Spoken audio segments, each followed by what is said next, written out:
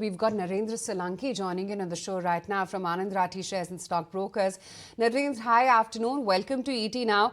Just wanted to get your sense because, you know, that one island of safety that one thought is going to be spared from tariffs, pharma, that also seems to be a hazy picture right now. Don't know whether tariffs eventually are going to come into pharma or not.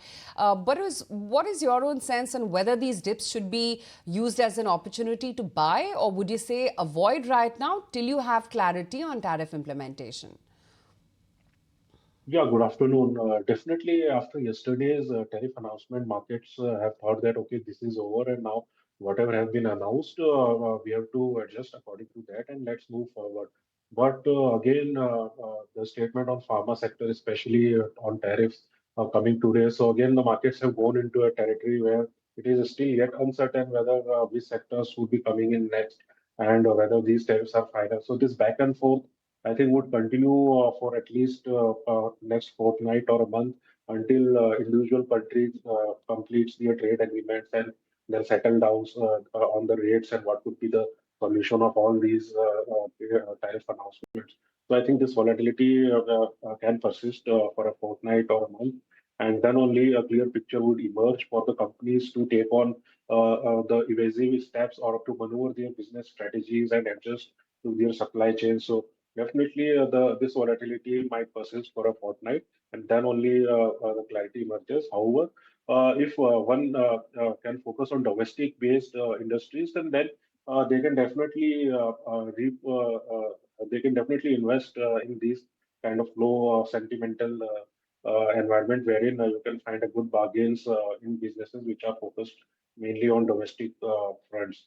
So definitely in that aspect, you can get a good bargain on that front.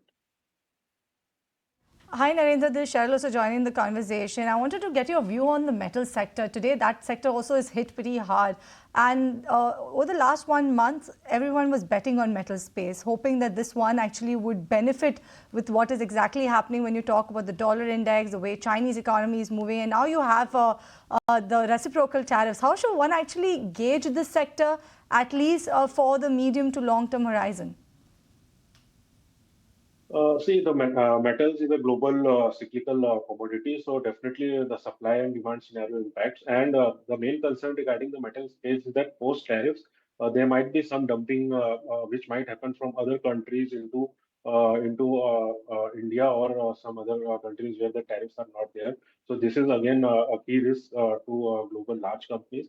However, what we are looking into this metal space is that we are focusing on companies which have a strong backward integration and then having a very low cost of raw materials which can withstand this down cycle and then probably come out winners. So focusing on those companies rather than global companies would be a better strategy in the sector. Right, okay. Well, a lot of question marks, especially on the globally linked sectors and clearly metals because of the concerns around trade wars and the kind of global growth slowdown that it's going to actually implicate. You are seeing metals really take it on the chin right now. But Kunal, can metals be shorted even after this huge sell-off that you're seeing today? Yeah, if there is a recessionary kind of a phase, then of course metals on a longer term basis would go into a downward trend. And I think we've seen that happening in 2008, 2020, maybe for the first couple of months of 2020 when the sell-off was a bit more extensive. But I think when we look at this in the historical scenarios, these stocks they generally tend to underperform for a significant bout of time. So I think now the bigger question is that if the global markets are indicative of any kind of those recessionary fears, then we could be looking at much more drift down for many of these metal stocks.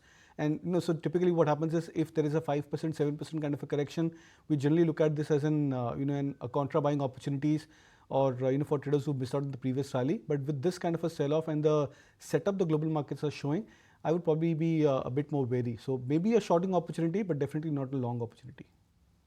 All right, so that's the take coming in on metals. In fact, today we also spoke to Manish Dangi, who also spoke about gold, saying that gold is right now a sell on rise sort of story at this point in time because the valuations are concerning.